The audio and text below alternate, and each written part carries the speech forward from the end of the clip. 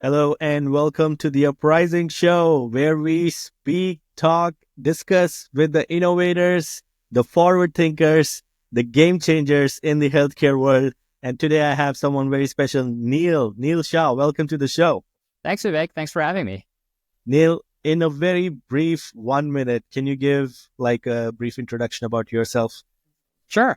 I'm the co-founder and CEO of CareYaya Health Technologies. We're one of LinkedIn's top 50 startups in America and the fastest growing, what they call age tech platform. We run a large caregiver marketplace connecting people who need care for older adults, mostly older adults with dementia, with great caregivers who are uniquely all college students studying to go in a healthcare career. So think about your pre-med or nursing students at top universities in the country. We've scaled it from an idea to a national platform with over 28,000 students available in over 20 different cities over the last 3 years. So that's been really cool. And it's an amazing social impact in improving aging care.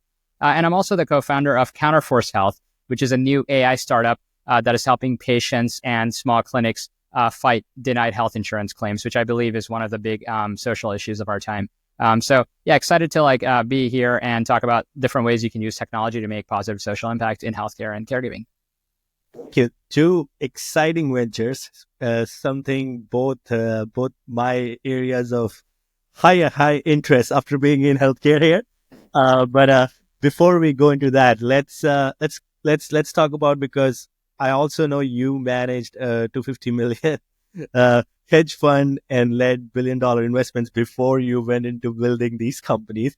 Yeah. So but first, let's just rewind a bit. Where were you born and raised? Was either of your parents an entrepreneur? Sure. Yeah. So I was actually born in India. I grew up in North Carolina. My parents are not entrepreneurs by background. They work in the healthcare field, both in the clinical side.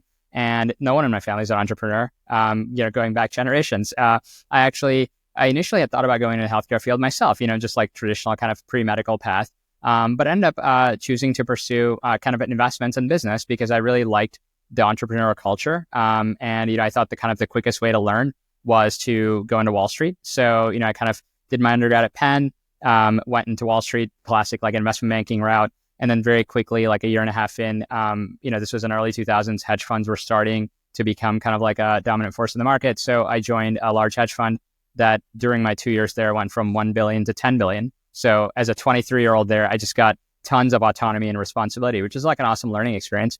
Very quickly jumped into another fund where I became a partner by the time I was 27, youngest partner in the firm's history. And I was allocated a large portfolio. My expertise was restructurings and turnarounds and kind of like distressed debt. And I think part of it is skill, part of it is just luck and timing. But I happened to catch that during the 2008, 2009 recession, where at a multi-billion-dollar fund, I was the only person that knew how to do that, of like take companies kind of through a restructuring process. So ended up getting a large pool of the fund allocated to me. Had some great years of returns, just like turning around troubled companies, fixing balance sheets, like finding unique opportunities across industries, including healthcare, but also energy and, old economy, industrial industries. So after those returns, by the time I was 31, one of the investors there backed me to start my own fund, started that with 10 million. And by the time I was 35, I had grown that to a $250 million fund, including family offices, university endowments, pension funds, et cetera. And I love doing that work. I was good at it, but I really didn't have any kind of other, professional interests, because I was just like all I knew how to do. And then I found myself suddenly becoming a caregiver. So that was like really my catalyst. My personal journey was, first I went through my whole grandfather's journey of dementia, kidney failure, cancer, and end of life care, where I was the one in the family doing a lot of care coordination. But really my mom bore the brunt of like the actual direct care work. And I observed the frustration when we couldn't find good care help. Like my mom felt guilty and just like ended up leaving her career to become a caregiver full time. And as you can imagine, when people do that for 2-3 years period, she hasn't had the opportunity to go back to the workforce since, because it's been very hard. So I kind of observed, and just the strain of doing caregiving, I was like, I'd say my observation is like America has some of the best healthcare in the world, in terms of like the most novel therapeutics and surgical procedures and machinery. It has some of the worst social care or home care in the world. And when you kind of go through some of these caregiving journeys, I found like 95% of the burden is like what the family is managing at home, for the person going through illness, and 5% is like what you're doing at the hospital. And I think that, so at that point I was still running my fund, and I became kind of obsessed with the care industry. I was like, I can invest in this. There's got to be some innovation here. It's such a large need.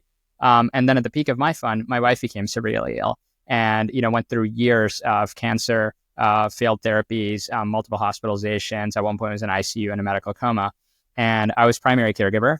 We were living in New York and, our families weren't living nearby. So I kept taking sabbaticals from my fund to manage her care. And at some point I was just like, okay, it's like every time I tried to outsource the care and get help, it was just so low quality that I felt like super guilty. That I was like, I'll just do it myself. And then at one point I just kind of like burned out and I was like, I wound down my fund, returned all the capital and became a full-time caregiver because I thought it'd have a big impact on the outcome, and knock on wood, pleased to say after another 2 more painful years, she finally had a successful outcome, has been in remission now for several years. So it's been a positive journey. We actually had our first child after the whole experience, which was like statistically told us, it was like statistically impossible. So that's been awesome. We have a healthy baby daughter who's turning 4. And then after that, I was just like so obsessed with care. And I was like, this is impacting a lot of people. I actually had found more of a purpose and a mission, in like at that point, I'd, turned 40. And I was like, okay, I think there's another way I can contribute to the world. So instead of re-entering finance, I was like, okay, I'll just like start care companies. I was like, I think there's a huge opportunity for innovation, for impact. So that was like the genesis of like shifting, mid-career shift into healthcare and caregiving. Wow. What a journey. And I'm glad that your wife is doing well. And also, this is a big problem in general, like how you specifically coded that. Like we have the best healthcare system in general, overall, what you needed. But when it comes to especially in-home care or just like the support that you need, this is where there is a huge gap. And again, I was telling you a little bit about my experience in home care before this.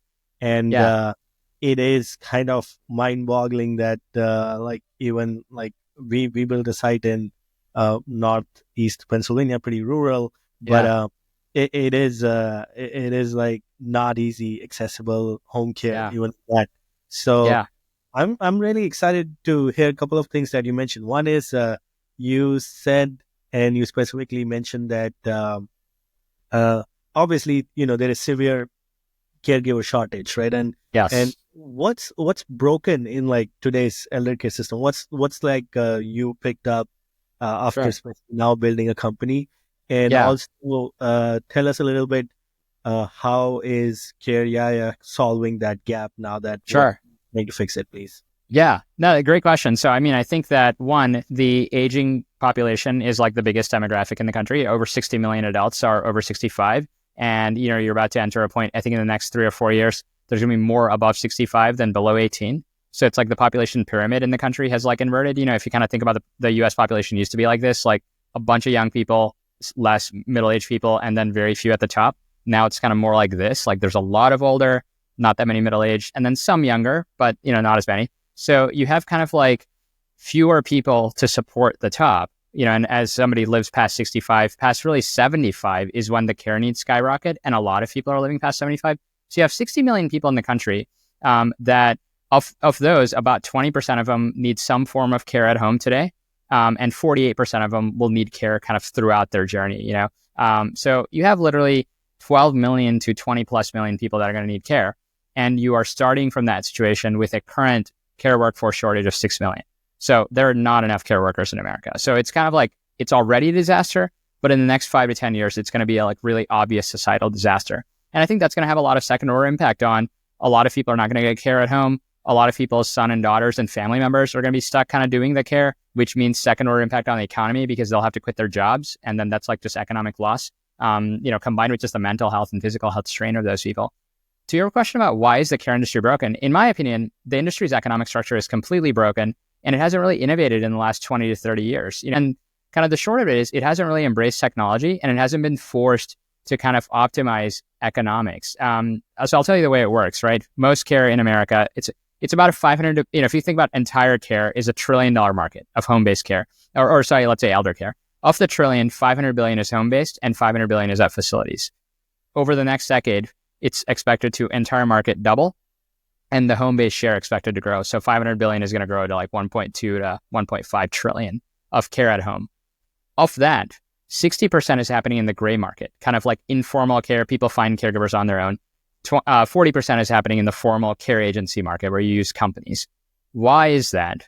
It's because the company's structure is broken. You have national franchisors and local franchisees running a model where, let's say in your area in Pittsburgh, my area in Raleigh-Durham, North Carolina, most cities in the country, the care system would be you pay a local company $35 an hour. They turn around and pay the caregiver $15 an hour, who's doing 99% of the hard work. And then the rest of the money goes into franchise fees, royalties, local sales, marketing, Google ads, Facebook ads, administrator overhead. So for every dollar you're spending, less than half is going to the person doing the care. And then no wonder the care sucks. Like no one wants to do that work. People are leaving that industry in droves. They're burned out. When you do get a caregiver, they're super disgruntled. They're goofing off on their phone sometimes. They're multiple hours late, sometimes no showing. So care quality is terrible because the care workers are not getting paid that much. And if you think about value created compared to value delivered, or value captured, I guess, if you will, the care company is creating maybe 1% of the value by like making the introduction. And then the care worker is doing 99% of the work, right? The grunt work of like taking care of someone at home. But the company is capturing more than half the value. So I think this in my opinion, this is a completely antiquated model that in today's technology age should not be really prevalent, but it is because of just inertia on part of the industry. So the way we innovated was, I thought, okay, you could Uberize this, and using technology, you could find a convenient way to have people book, schedule, vet, and match with caregivers on demand it. So you wouldn't have kind of like local companies forcing you into contracts and upcharging you this much. And then in our case, we run it at an extreme where we just said, use all our booking and scheduling technology to find, schedule, vet. We do all that for you. And then we match you with caregivers. And then we take no take rate. So we like fully defer monetization. So we are running a model across America now where it's averaging $20 an hour instead of 35 in most cities or 40 plus in most big cities. So it's like 30 to 40% lower cost. And guess what? The caregivers are awesome. Like imagine if you're in Boston and you're getting a traditional industry caregiver who is going to be a minimally educated person, right? Who's a middle-aged and they're just doing the job and they're getting minimum wage. Or you're going to get a Harvard pre-med student. You're going to get a pre-physician assistant student at Northeastern University. If you're in San Francisco, we're at Berkeley, Stanford, San Francisco State. You're going to get wonderful students who are going to future clinical careers that are doing this at way lower costs than you would get through an agency because they're keeping most of it, or in this case, all of it. And they're available and bookable online that we have vetted, verified, interviewed, enrolled, and then you get to kind of book them as you need without being stuck in like contracts and fees. It's like, it's like a really cool innovation that, and I think that the impact on that is we have single-handedly, like a handful of us have single-handedly grown the care workforce by 28,000 people across the country. And we're just kind of in early innings of beginning. And I think at scale, if we can pull this off, we can get up to 1 million new people in the care workforce. There's 20 million college students in the country, and about 4 million of them want to go into clinical careers at any given time. And at the universities where we're like the oldest ones we started at, like Duke University and UNC Chapel Hill, we have about 25% market share of them. So if you do the math on, those 4 million, if we can get 1 million students on this would be amazing. Huge workforce expansion and huge affordability expansion. So this is really interesting. This is almost blue ocean here, like how you have tackled this problem. Because you're creating new workforce, which was originally not counted as the workforce for this industry. Mm-hmm. And so not only you engaged and created almost a new workforce out of how the model works. Yeah. And not only this, the workforce has an incentive to follow this because they're already on those tracks, but also this is young, tech-savvy workforce who not only probably going to value this, but also going to embrace the technology to the next level. So, so tell me a little bit about, like, obviously it is super exciting that in a way, in a unique that students are getting this, but what was like, how it started for you? Like what inspired you for this approach? Like how did you come on that student will be a great idea to go about initial in this? And now, based on just the impact that you're overall seeing it, again, are you now also facing some kind of a backlash from the traditional system? Because now they're like, oh, probably these people are going to take our jobs and they're going to this. So tell me about good questions. Yeah, good question. So I started because this was a best kept secret amongst caregivers everywhere. I'd gone through dementia support groups, cancer support groups, like during my own care journeys. And occasionally I'd found the best caregivers we used were students, but there was no system to do it. So everybody knows, like people are going through cancer care for a spouse, people are going through dementia care for an aging parent. I think a lot of people know, or they hear in their support groups that, oh, just go to local nursing school, post flyers. So people know it's a best kept secret, but it's like you got to do a ton of work to manage that, because you got to go find people, you got to schedule them, you got to background check them, vet them. They can't do it all the time. So it's by definition, this is a market that people who want to take a lot of time can engage in, but it's kind of this gray market, and most people can engage in. So we thought, okay, bring the gray market to a normal functioning market, online marketplace, where we do all that hard work for you. Then many people engage in it because they intuitively know these people have like aligned incentives and want to do a great job, because they're not just doing it for the money, but for the upward mobility and the future experience for grad school applications. So it's like really from personal experience. As we grow really fast, the care industry doesn't really view it as like necessarily a threat. I mean, we're not big enough yet, but I think most of the care industry is over, I'd say in over demand in terms of most people have waiting lists. Most people have all the business they can handle. Most people have a shortage of workforce. Interestingly, no one wants to go into this workforce because it's not the workforce that they want to staff. They want to staff full-time workers. They don't want a gig economy, the thing. They're not set up well for that. So they're competing after kind of like, how can we expand the traditional care workforce? So I think it's been kind of cool. Now, obviously at scale, that may change, but I think right now, even from day one when we started, and in our area, we were going around and telling people, hey, we're going to get Duke and UNC Chapel Hill students to do this.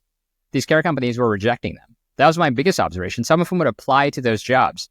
3.9 GPA biology senior at Duke gets rejected from 3 out of 3 local care jobs. And I'm like, really? Are you guys kidding me? This is like going to be the best caregiver ever. And it was just like, they were like, yeah, I can't, unless you can do 35 hours a week consistently, I can't, have you. And, students are like, no, I have class. So we were like, okay, this is awesome that, the industry has not been structured for gig economy, so we can build something different.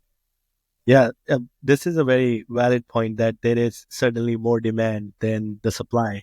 So I don't there's enough jobs. The whole thing is about how do they make these as their primary jobs. And I think one of the things that you again touched upon is like, and this is something we did at the home care company that swing that we took on was like, we said we will not expand with the physical location and those costs, because then that like you need the headcounts there, somebody a scheduler.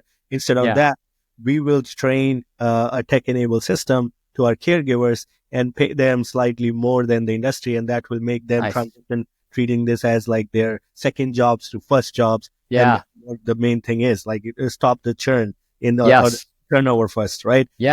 And then that opens, make it attractive enough, because now the money is coming in the caregiver's hand. It's more incentive to stay. So it's almost the same thing. I will tell you what happened for us was like, which I think you are handling in much better way, is we were still going, because nursing and caregivers, these are still folks who are not coming from necessarily college and school or the new generation. And so we suffered on the tech side a lot, even though we want. And it was even for them, like, EHs they'll take it.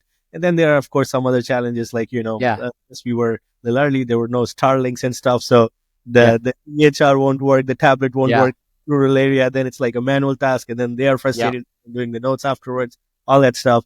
But so this is interesting in a way that I think one is, if you go in the traditional or conventional workforce, their incentive is less to pick up a job, which is more of a gig. They want a job, like for hours, right? And so one is you have turned that into kind of like a gig platform, and that now is, and then you have younger population, and that's tech enabled. That's kind of is a brute force here to go in the and so I feel really good about it, like how this is going and shaping based on my experience, especially that it was very difficult in a way. But I see the promising side of this a lot more. Now from the policy standpoint and how this will shape the industry, do you see this almost like, how much do you think can support you can pull in from schools and colleges directly through partnership in some ways, where like, they are open to this idea of like, let's make this part of option of our curriculum, that when you are in college, this is the option. Instead of doing internship or assignments, let's do real world, this experience, and this is going to benefit not only to the system, but also you probably have some income, but also real world experience that helps in what you are doing.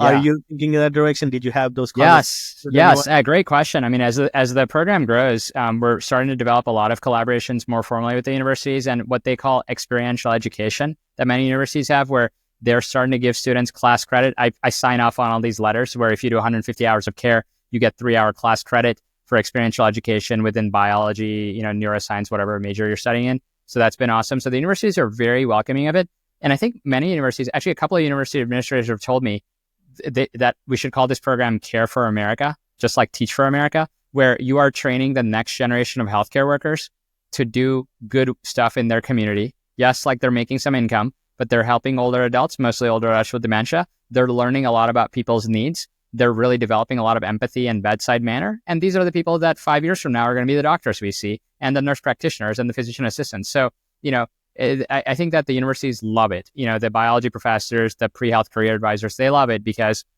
other than this, there's no convenient way for them to get kind of like experience during the year. And many of them have to do summer jobs at the hospital or do what's called a gap year. After they graduate, they have to do 1 to 2 years of full-time work, working at a clinic or whatever as a medical assistant to get enough hours to then apply to grad school. So if you get on a program like CareYaya as a sophomore or junior, you might be able to get hundreds or thousands of hours of experience so that by the time you apply, by the time you're a senior, you can apply and get straight in. So yeah, universities love it. And I think we've gotten a lot of encouragement. I think they're viewing it as a workforce development program, almost like a pathway. And I think some of the things I've even noticed are many times you have people from less privileged backgrounds who want to go in healthcare fields and they enter, for how many people enter freshman year, want to go in healthcare compared to how many exit senior year and actually pursue health careers, there's about a 80% or 81% drop off.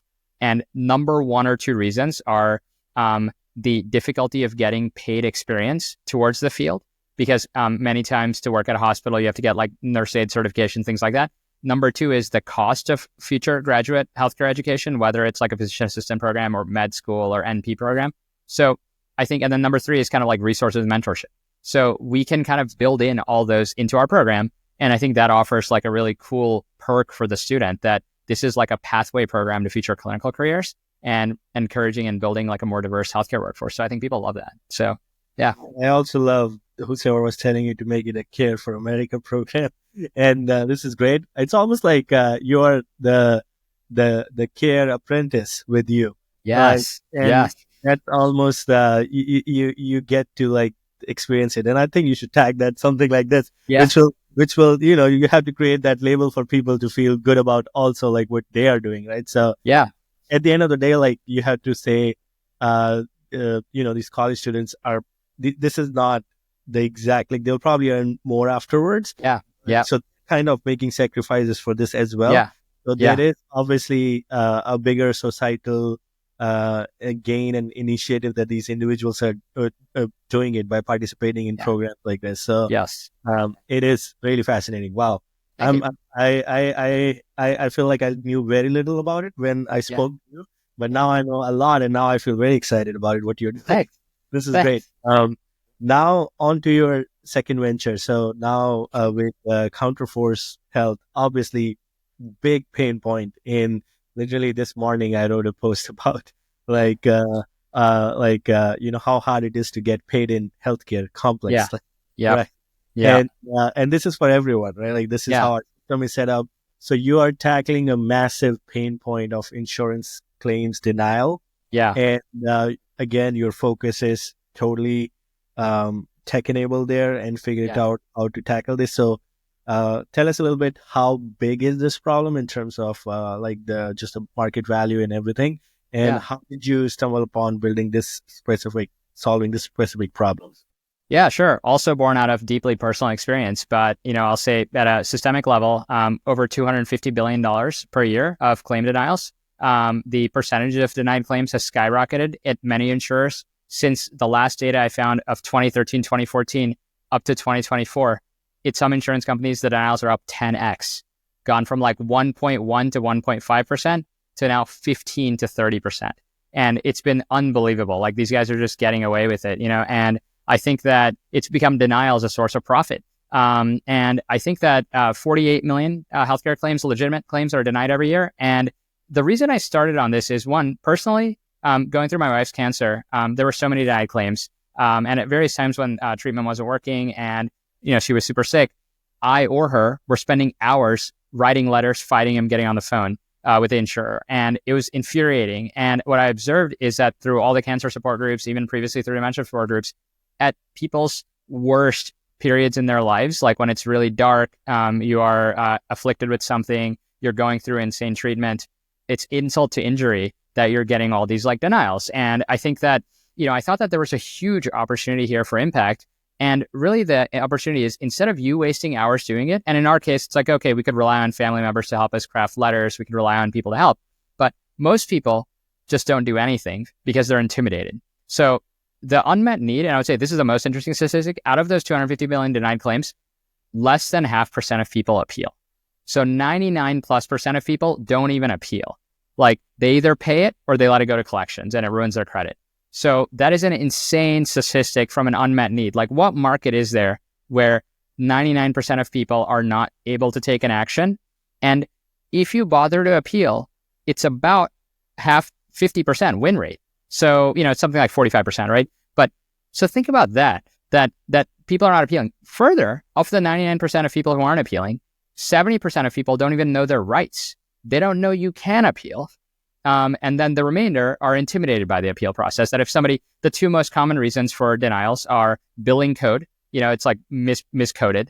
And so you have to like just hit up code databases and fix the CPT or billing code. And then the second most common is medical necessity, which is like a little more subjective, and you have to pull references and, kind of cite, based on medical journals, et cetera, why a procedure was needed or why a blood test was needed, et cetera. So I've experienced the problem personally. I've seen the problem professionally through our care platform, how many people are dealing with this.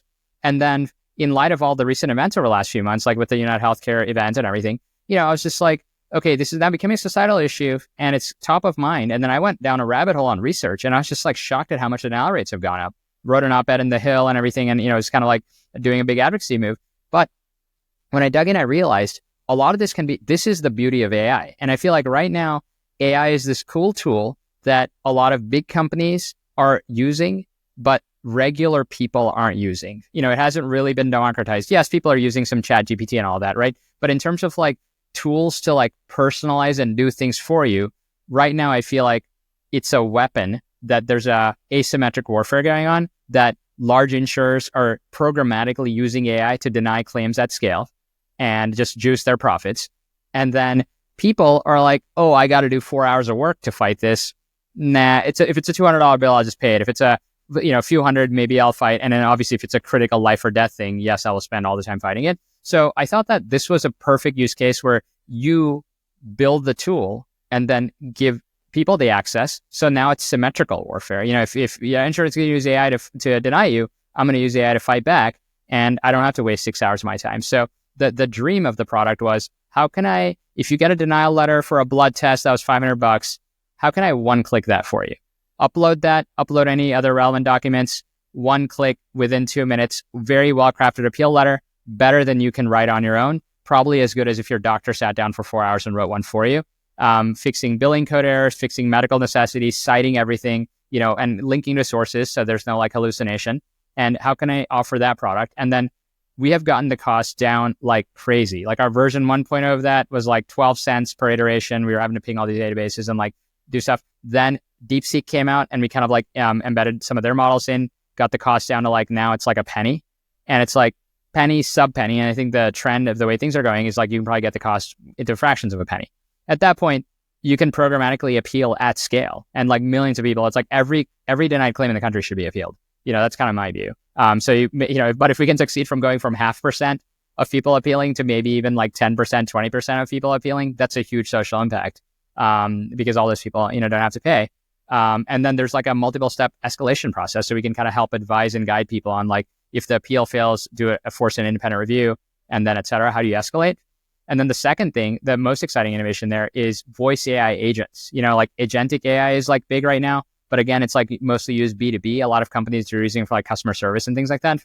But I think the biggest power of Agentic AI is for average people to then outsource the task that is costing you time and costing you stress. And like, I know from firsthand experience, getting on the phone with the insurance company and wasting an hour or two dealing with the claims and the billing person who are just kind of sitting there programmed to like help you deny you. I don't even know how these people can like do their jobs, to be honest. It's like such a tough job because you're morally doing something wrong, denying care to all these sick people. But I feel like when you're on the phone wasting your time when you or your loved one are going through serious illness, that is an insane amount of stress that you don't want to deal with. So how can I one-click it for you so that our voice AI agent, what we call Maxwell, will just call the insurer on your behalf and deal with the whole thing? Because now they're starting to replace a lot of their processes with like voice AI bots. So I think it's kind of like fight same with same and just like make these tools available for people so that the warfare isn't asymmetric. Love it how you explain this. How to make this battle very symmetric. You put in spade with spade now. Yes. Let's do that, because companies are using AI to do your denials. Why can't we build a tool to fight those denials with AI for? I guess the world was fearing that between AI and AI there will be this. It's a shame, but if that's the game, then if you don't empower people to use it, they're gonna lose. Because Yeah, but I think the key point is I was surprised with this, the number that you quoted, less than 1% fight for their denials or against their denials. 70% of people don't even know. Can you believe that? Like, talk about patient rights and patient advocacy. Like, I almost think half the battle here is just doing a PR campaign, whether you use our tool or just do it yourself. I don't even care. Like, now through building awareness, people will know their rights, that you can appeal. Yeah. And also, like how you were saying, there's a lot of, of course, it's still not much consumerized, the AI use. It's more on the companies still. But I mean, look, I can tell you, like, there's a lot of things. Like, even we have trained models, even inside my company. And now even the talk track that we sent you, that was us as a model through where we feed you, it goes through internet. Wow, that's awesome. Comes back to you, and we have trained models on this mix of questions, and we actually then score those questions afterwards, that it turns out organic reach and insightfulness and just like engagement element. And then that's awesome. Building it. Yeah. And again, this wasn't possible. If I have to do the same thing, we won't be as lean operation as we are today. It's like super lean. Yeah, that's awesome. Yeah. So, I mean, look, it's very a different world right now. And I think the more we use, especially the utility wise, I think on the consumer side, there is so much that we can do. And of course, AI superpower is, at least what's proven is, it can take this zillions of data sets and then give you what is like the pattern that you can't see it from naked eyes or manual research, right? And exactly. Or at least that's proven, like in medical field or everywhere, right? So and I think to your point, I'm glad you mentioned the cost thing, because lean is key here. And the reason that people are not appealing is because when the oncologist knows you got denied, get the statistic: $43.84 for the clinic or hospital to help you with an appeal. Like, they don't have that kind of budget. So it's like when the appeal costs $43.84 for the doctor or the billing person to help you, they're going to be like, sorry, I can only help once in a while because I can't eat that cost, right? A lot of times, the appeal, it's not worth their time. When it costs 1 cent, anyone, it's like we can offer it and anyone can do it. So I think that's the thing, that lean, is like getting this cost way, way down can help a lot more people get access. And I think that's one of the big beauties of AI, in this case. Yeah. Oh, very exciting about this too. Okay, so now more of a couple of personal questions to end our conversation. Sure. So you have worked both Wall Street and healthcare now. What's one thing healthcare leaders could learn from hedge fund managers and vice versa? Tell me about that. Yeah, I mean, I think one of the biggest things I think people can learn in healthcare is thinking about it as a market. I think oftentimes, like in hedge funds, like you're very shaped by the forces of the market, that you are kind of like just a fish in the ocean, but you have to kind of like think about the market. And then also another way of thinking is think about consumers, think about demand, supply, et cetera. I think a lot of times in healthcare, the market orientation isn't really there. It's kind of like there's not price transparency. A lot of times healthcare doesn't think about like the underlying patient as consumer. Everything is geared towards kind of B2B. A lot of healthcare organizations are just geared towards whatever the payer wants.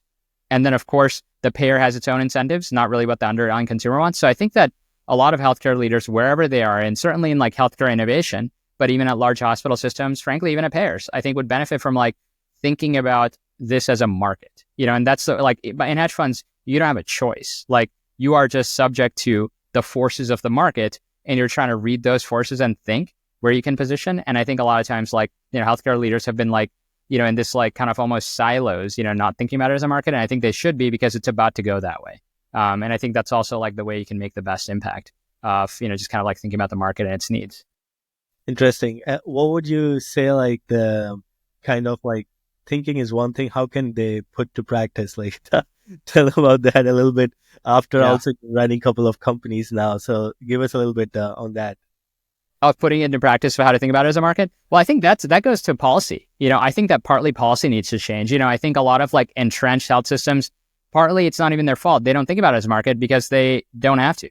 They don't have to answer to anyone, right? If you think about like large hospital systems, many times they're local regional monopolies. So if you run a monopoly, there is no market. Like you're the market. So, you're like, okay, think about primary care, right? That's one thing where One Medical and these guys have innovated, but it's like most massive hospital systems, if you're Mass General in Boston, who cares about primary care because you are the monopoly, right, in the region. So I think that oftentimes I kind of view it as that creating healthcare policy so that there is opportunity for competition and price transparency will create more market forces. But I think, of course, if you're like a very forward-thinking leader, you might put yourself in that situation anyway. But I think most people aren't, because that's not forced on them. So I think I would love it if people started operating with price transparency. Like in our industry, in our caregiving business, like we operate with full price transparency. People know what the price is going to be when they go on the site. Believe it or not, in 2025, the home care industry in America has no price transparency. So you have no idea when you call like a local player that might be even a national franchise, billion-dollar company, whether it's going to be $35 an hour in Pittsburgh or $38 an hour or $42 an hour. You have no idea. You have to call, home visit, sign contracts, and then at that point you get the price. So, I mean, can you believe, it's like basic marketplace 101, what is the price of the product, right? I know, but I'll tell you, after also running a home care operation by myself, I'll tell you one thing is like, we were really big on like, okay, we want to make sure the caregiver gets the money. Yeah. And one of the practice that we had to do was always like, you get a authorization for a case or for the client, right? Yeah. For the patient, and it comes with the price tag from insurance that this is what you're going to get. Yeah. And then what we realized was like, so nothing will change if we don't make the matters. Like as an agency owner in this role, we have to actually come up with data and then renegotiate with them. Always like, and that won't work if we show them quality of care delivered by the caregiver. So we built our NPS system just to like, now at least we can show them like on a weekly basis, this is the NPS we have released from this. And that becomes our like, for last 90 days or last 6 months or the term of this auth, this caregiver did this. Now we want $2 more on this so we can pay more to the caregiver. Yeah. And I actually think there's a big opportunity. Somebody can build this part with AI, this same negotiation that you're built. Yeah.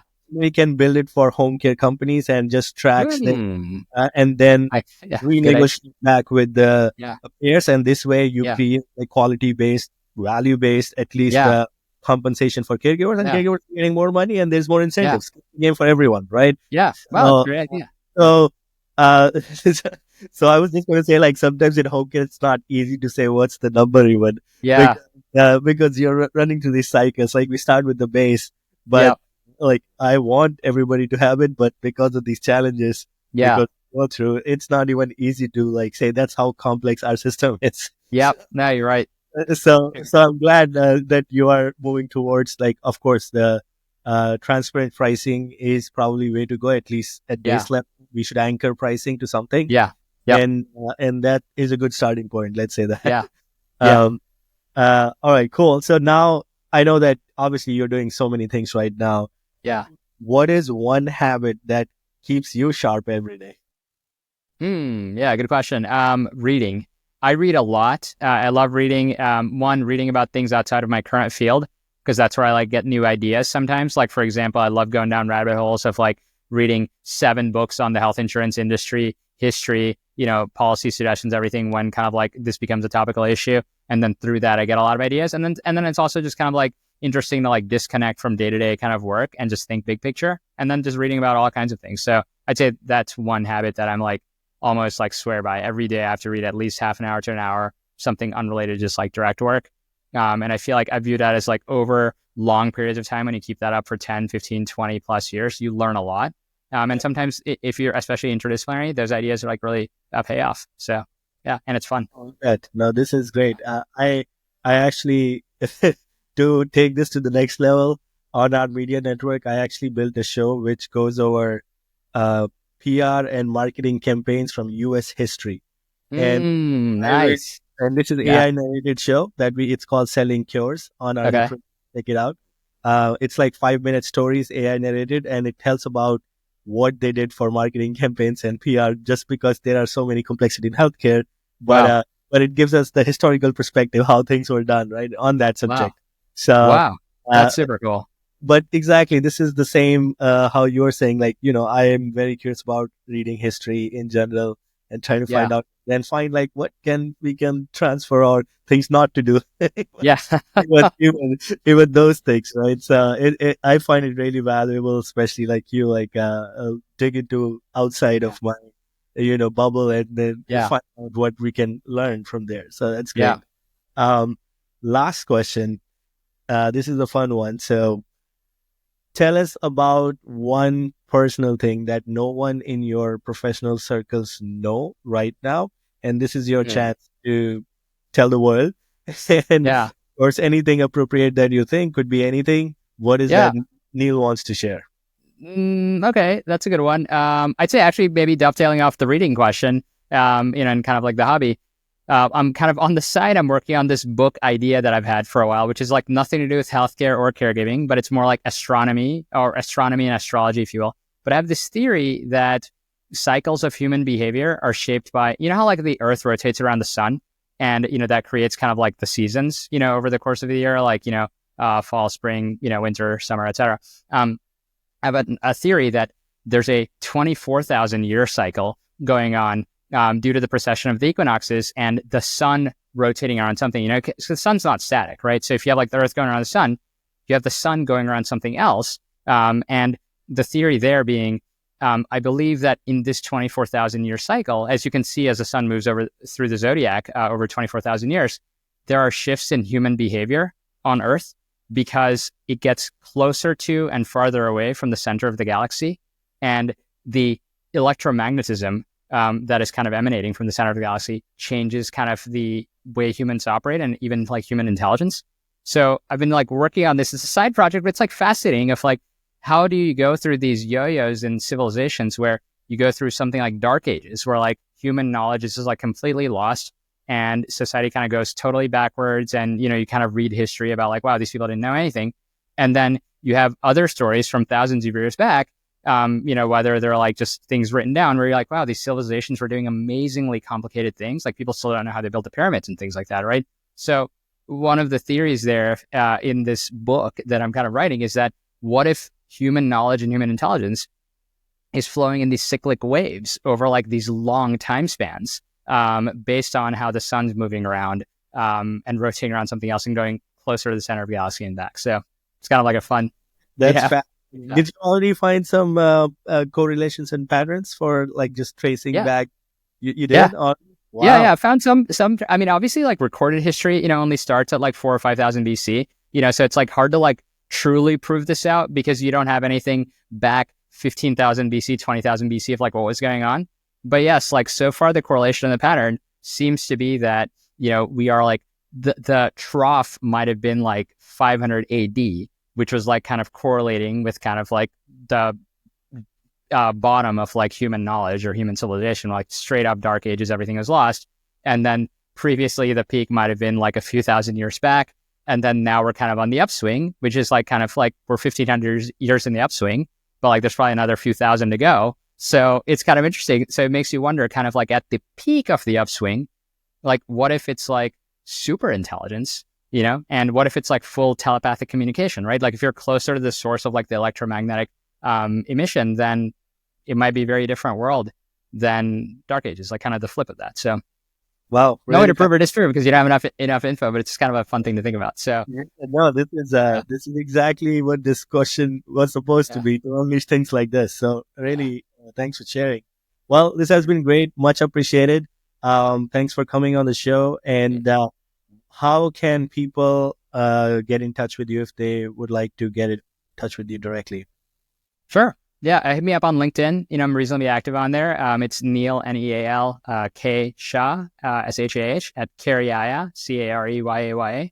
And then of course, like for the caregiving platform, you're welcome to check us out at www.careyaya.org, CareYaya.org. And then for the insurance AI tools, we're offering them free to people and looking to collaborate with clinics. And that's at counterforcehealth.org. So All right. any of We those will methods. make sure we put all the links and all these website in our show notes wherever you get all these things. And Neal, once again, this has been great. Thank you so much for taking the time. I'm extremely gung ho about the caregiving world. So your company there gives me. I'm actually really fascinated. We'll probably have more conversations about this Right. off the record too. Right. And of course, being I consider that there's no better way to also leverage AI. So I'm also very very excited what you're building there. But this has been Right. great. So much for your time. Much Great. appreciated. Thanks, Vivek. Really appreciate the opportunity.